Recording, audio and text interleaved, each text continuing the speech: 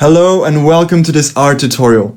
So in the following tutorials we're going to implement the simple linear regression model on R. So it's going to be the same steps as in Python, and let's start with the first step. So the first step is to actually set the working directory. As you can see right now I'm on my desktop. So I'm going to go to my machine learning AZ folder, part 2 regression, and then section 4 simple linear regression, and here we are. That's the folder we want to set as working directory. Make sure that it contains your salaryData.csv file. That's the data on which we will build our simple linear regression model, so make sure it is here. And now to set this folder as working directory, you just need to click on this More button here, and then click on Set as working directory. And that's it, that's done. Now we're ready to start. We are ready to start with the real first step of making a machine learning model, which is the data preprocessing step. So we're going to use, of course, the data preprocessing template that we made in part 1. So I'm just going to copy the template here, only this, copy, and then paste it here. All right. And now we just need to change a few things to adapt it to our data set. So of course we will need to change the name of the data set here. It is not data.csv, but salary_data. Okay. So then I'm going to select this to have a look at the data set. Here we go, let's have a look. Here's the data set.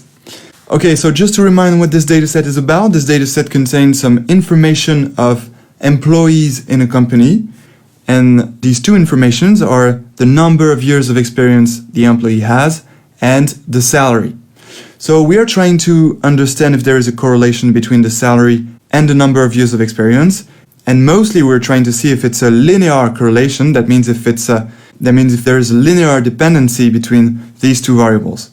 And so what we need to understand, that the first reflex that we must have when we make a model, is that we must understand which is the independent variable and which is the dependent variable. So the independent variable is the number of years of experience, and the dependent variable is the salary. And so what happens is that we are trying to predict the dependent variable salary based on the informations of the independent variable years of experience.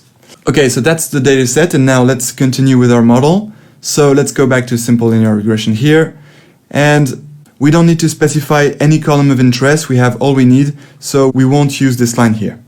Okay, now we're ready to split the data set into the training set and the test set. So we perhaps need to change the split ratio. Let's see, the data set contains 30 observations, so what would be a good split ratio?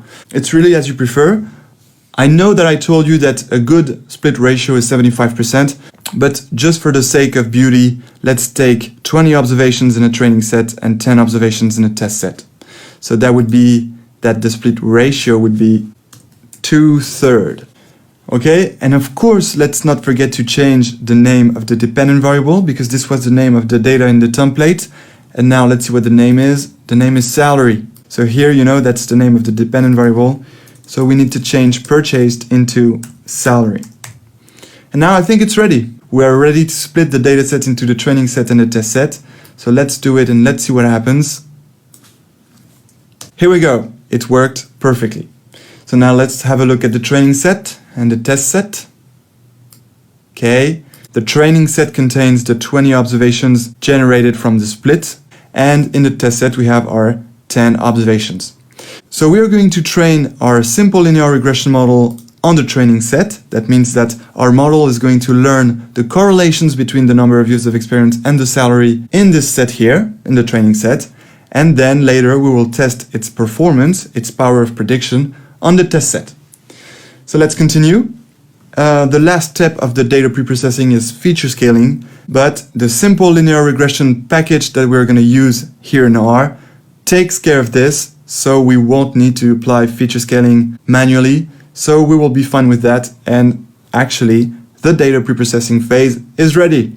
So awesome! We are ready to start building the linear regression model. We're going to do that in the next tutorial, so I can't wait to see you there, and until then, enjoy machine learning!